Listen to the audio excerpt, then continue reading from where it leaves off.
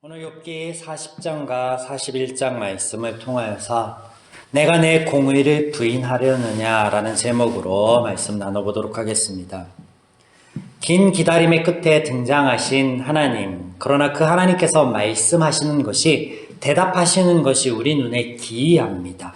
무슨 말씀을 하시는지 혼란스럽고 잘 모르겠습니다. 하늘과 비에 관한 이야기를 하시고 또 들짐승에 관한 이야기를 하시던 하나님께서 이제 베헤못과 리워야단의 이야기를 하십니다. 이전 성경에는 이것들을 하마 혹은 악어로 번역하였었죠. 정확하게 어떤 동물인지 말할 수 없으나 신화 속에 등장하는 괴물이나 용처럼 강력하고 힘을 가진 큰 동물임을 알 수 있는데, 아무튼 하나님께서 왜 이런 것들을 말씀하시는지 혼란스럽고 잘 모르겠습니다. 성경을 읽는 우리들로 하여금 이런 혼란을 야기시키는 이유가 뭘까요? 이것이 우연일까요? 욥이라는 인물이 실존하였다면 지금 이 하나님의 말씀하심은 과연 그가 들었을 때 이해가 되며 깨달아졌던 것일까요? 그의 삶 가운데 있던 아픔들과 고통의 문제들이 해결되었을까요? 이 말씀을 듣고 의문이 들 수 있겠죠. 그런데 잘 생각해 보면 지금까지 욥이 자신의 이해의 범주 밖에 일어난 일들, 지금 자신에게 찾아온 고통과 아픔에 대하여 혼란스러워하는 것이 앞서 제가 제기하였던 의문과 다르지 않다라는 거예요. 우리의 삶 속에도 마찬가지입니다. 우리의 온전한 신앙이 삶 가운데 이어지고 있는가? 아닐 때도 있죠. 교회에 다니며 예배드리고 하나님의 말씀을 듣고 그분을 안다라고 하는 것이 삶 가운데 온전한 만족과 자유와 평안의 누림으로 이어지지 않을 때도 있다라는 거죠. 때로는 불평하고, 때로는 원망하고, 때로는 고통스러워하고 아파하고 욥처럼 넘어지기도 한 게 우리의 삶이지 않습니까? 그래서 더 혼란스럽습니다. 혼란스럽죠. 자, 이 모든 것들의 공통점은 무엇일까요? 오늘 만약에 성경에서 이 공통점을 우리가 찾게 된다면 하나님의 말씀하심과 욥의 의문들 그리고 우리 삶의 문제들이 해결되지 않을까 말씀드립니다. 우리가 이것을 처음 나눈 말씀이 아닌데 무엇을 우리가 세워야 되냐면 경계를 세워야 돼요. 경계를 알아야 돼요. 무엇이냐? 기준을 어디에 두느냐에 따라서 해석이 달라지기 때문에 그 키를 우리가 바로 세울 필요가 있다라는 거예요. 말씀에서도 그리고 우리의 삶에서도 하나님이 지금 말씀하시는 것도. 자, 40장 8절 내가 내 공의를 부인하려느냐 내 의를 세우려고 나를 악하다 하겠느냐. 동일한 표현을 38장 2절에서도 하십니다. 무지한 말로 생각을 어둡게 하는 자가 누구냐? 무슨 말씀을 하시고 있으신가? 죄인의 기준으로는 그 이해로는 하나님을 알 수 없다. 때문에 우리의 삶도 불투명할 수밖에 없다라는 말씀을 이렇게 하시고 계신 것입니다. 하나님의 경계, 즉 하나님의 마음과 기준으로 나와 내 삶과 또 하나님과 우리의 관계 또한 보아야 된다라는 것을 성경은 말씀하여 주십니다. 이제 하나님의 기준 안에 하나님의 말씀하신 것이 이 욥기에서 하나님께서 말씀하신 것이 어떤 의미인가 정리를 하여 보겠습니다. 38장에서 41장으로 이어지는 하나님의 말씀은 크게 두 부분으로 나누어 볼 수 있습니다. 첫 단락은 38장 1절부터 40장 9절까지입니다. 여기 하나님의 말씀하심 가운데 시작과 끝에 동일한 표현들을 하고 계십니다. 어떤 표현이 등장하죠? 38장 1절과 40장 6절에 폭풍우 가운데 말씀하심으로, 그래서 처음과 끝에 하나님이 폭풍우 가운데 말씀하셨다라고 기록하고 있고요. 또 38장 3절과 40장 7절에 대장부처럼 허리를 묶고 내게 답하라. 처음에도 이 말씀하셨고 마무리 지으면서도 이 말씀을 하십니다. 자, 이 첫 단락에서 하나님께서 두 가지를 말씀하셨고 우리가 나누었습니다. 두 번에 걸쳐서 정리해 볼까요? 폭풍우 속에서 말씀하심, 그리고 모든 피조 세계 위에 계시며 다스리심을 말씀하심으로 무소부재하신 하나님, 그 하나님께서 욥의 말과 같지 않고 욥의 모든 날들 속에 함께하고 계셨다라고 말씀하셨습니다.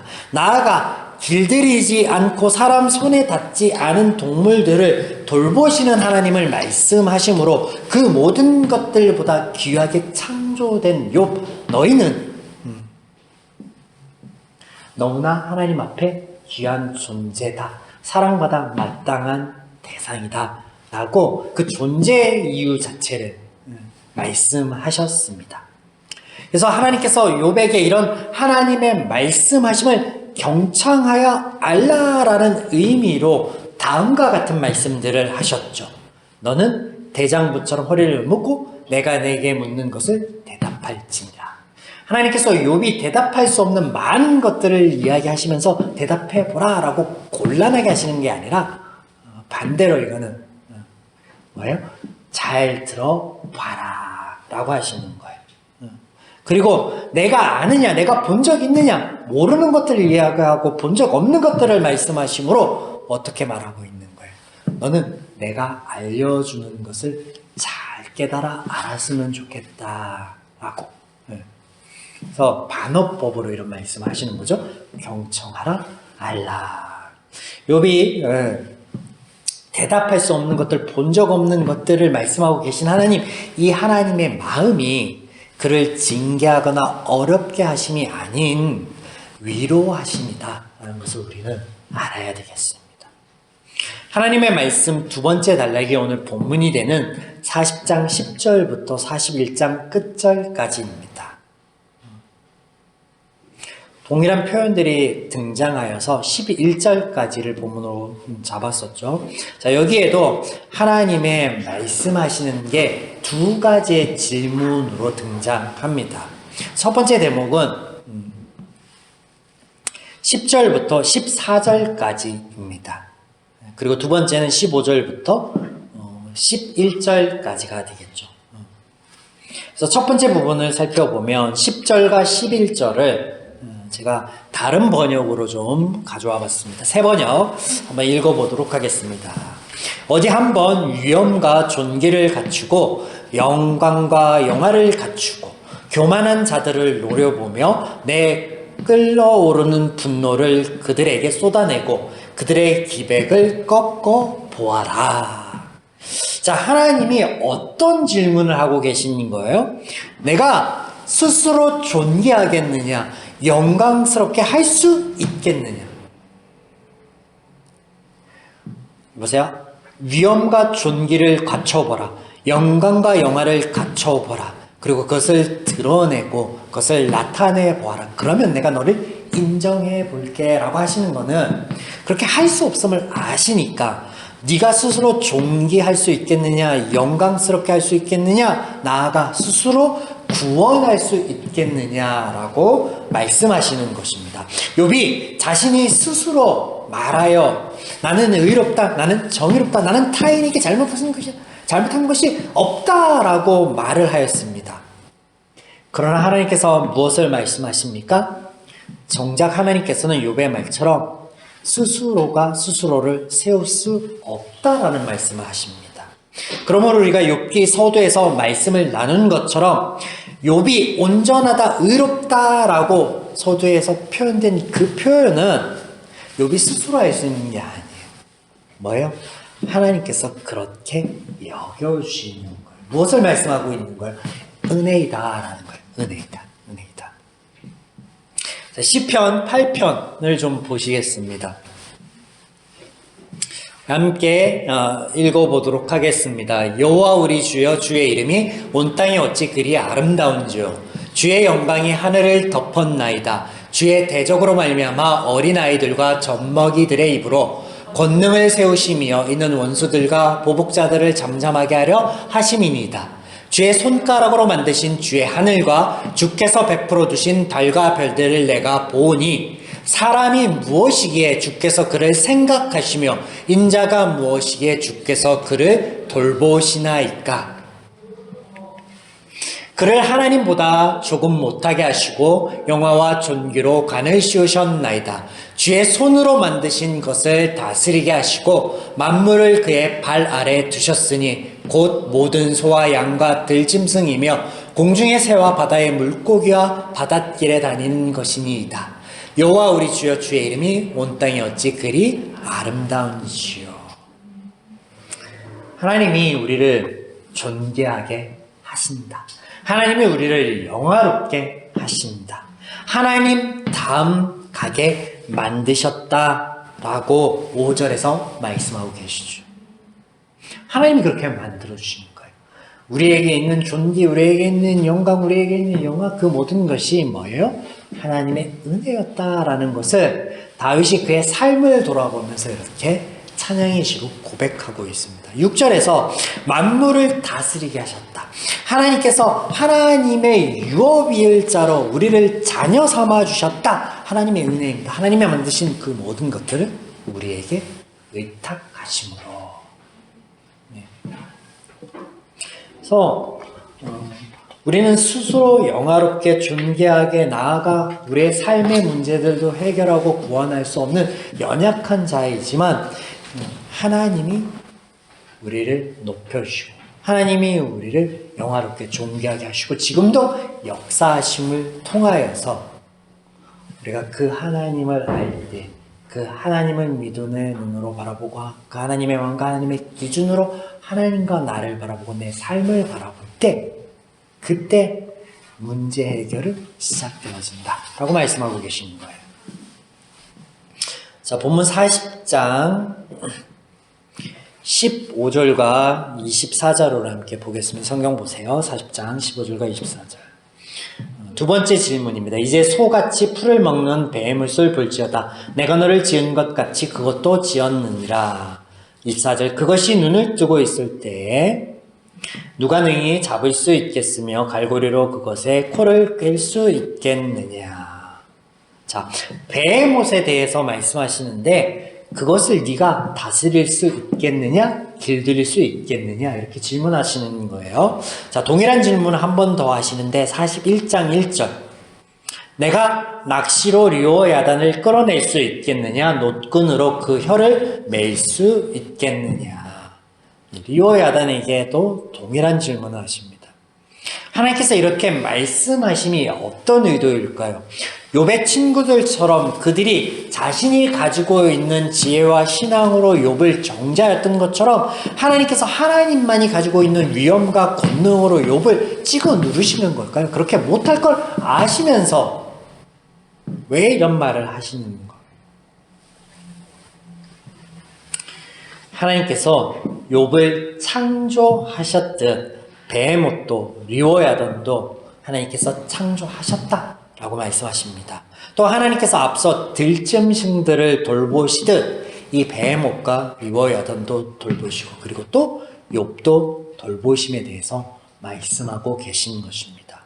하나님께서 욥과 우리를 존귀하게 또 영화롭게 만드셨고 돌보신다라는 거예요. 삶의 모든 순간에 함께하고 계신다. 어떻게?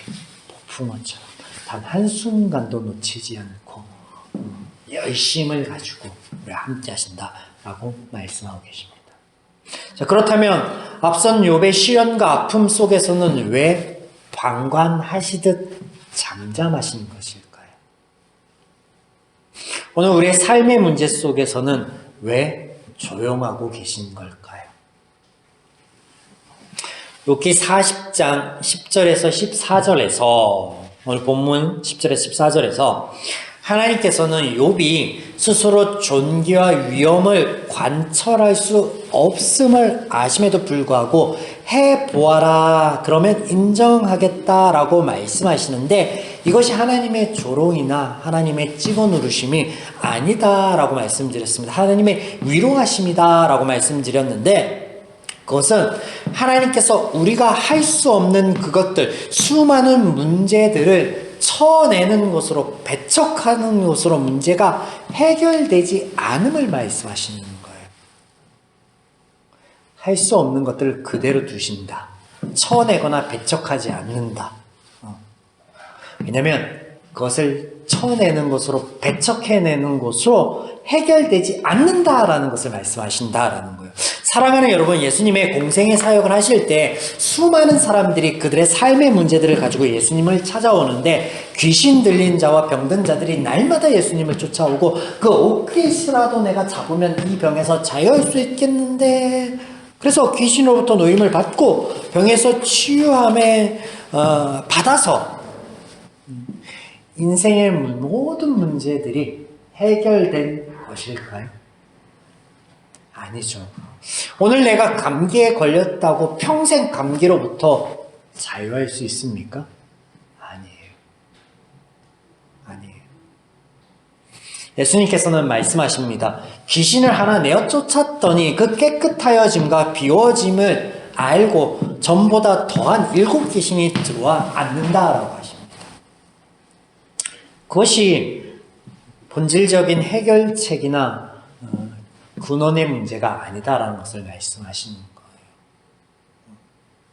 마찬가지 이런 질문들을 해볼 수도 있겠죠. 도대체 왜 베헤못과 리오야단 같이 힘이 세고 무서운 동물들을 길들여야 합니까? 왜 그것들을 잡아야 돼요? 그렇게 한 대로 우리에게 무슨 이익이 있는 거예요? 여러분, 공룡이 존재한다고 해서 그것을 잡아들이고 그것을 길들인다고 해서 무엇이 유익해요? 쓸모없는 짓이죠. 유익이 없어 방관하고 방치하심도 아니에요. 그러면 뭐예요? 앞서 말씀드린 것처럼 기준을 세우게 해야 합니다. 하나님을 인정하나 하나님의 방식을 부인하는 어리석음을 범하지 말아야 된다는 거예요. 욥과 그 친구들은 하나님을 인정합니다. 그들의 말 속에서. 그러나 그들이 인정은 하나 그들의 삶과 삶의 문제와 해결을 바라보는 모든 방식이 하나님의 것이 아니라 그들의 것이었어요. 그래서 어리석은 거죠. 그래서 그 결과가 해결이 아니라 더 모호한 것으로, 더 혼란스러운 것으로 해결되지 않은 채 끝나는 것이죠.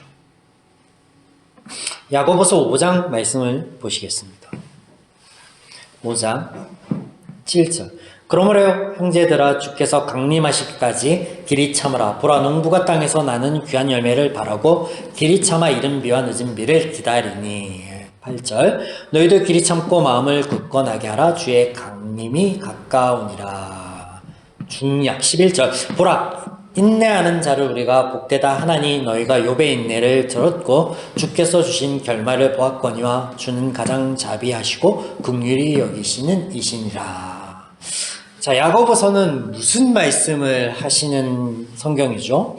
믿음의 본질에 관하여 말씀하시는 것을 이 야고보서에 대한 말씀으로 우리가 이해하고 있습니다. 그리고 이 야고보서에 욥에 대한 이야기가 지금 등장하고 있습니다. 믿음은 인내하는 것이다. 우리 함께 읽은 이 본문 가운데 믿음은 인내하는 것이다 라고 말씀하고 있는데, 그러면 여러분, 인내가 뭔가요? 참고 기다리는 게 인내인가요?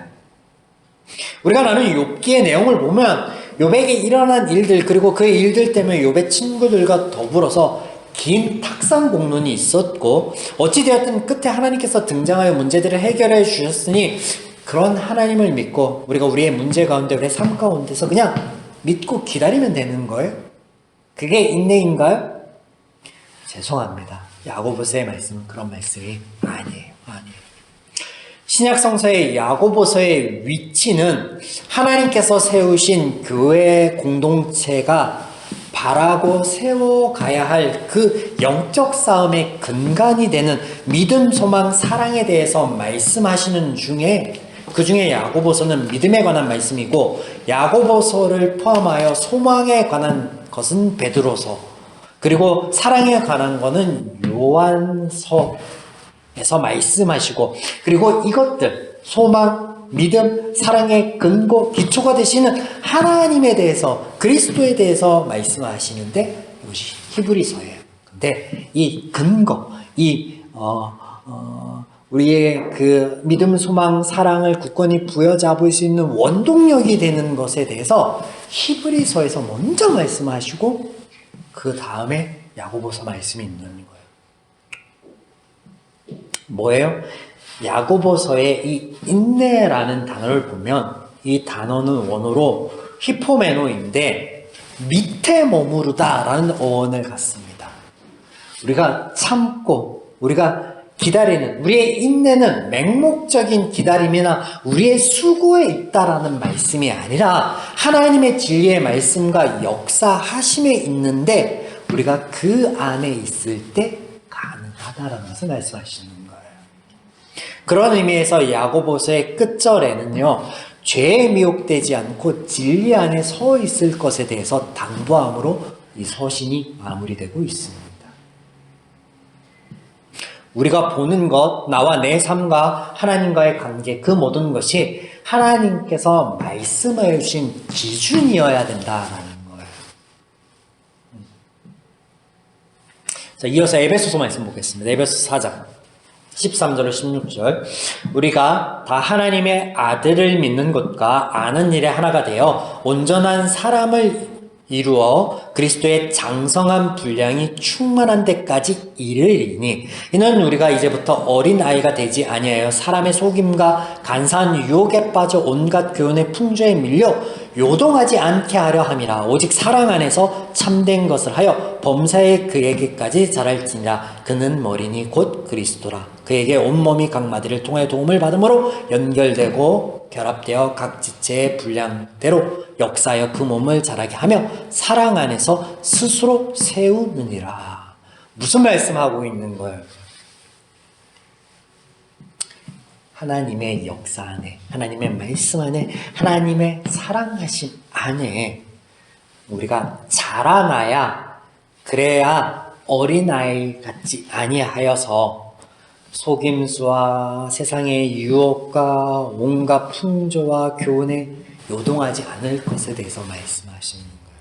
그리고 그렇게 요동하고 있는 모습이 욥과 세 친구들의 이야기 속에 담겨 있습니다.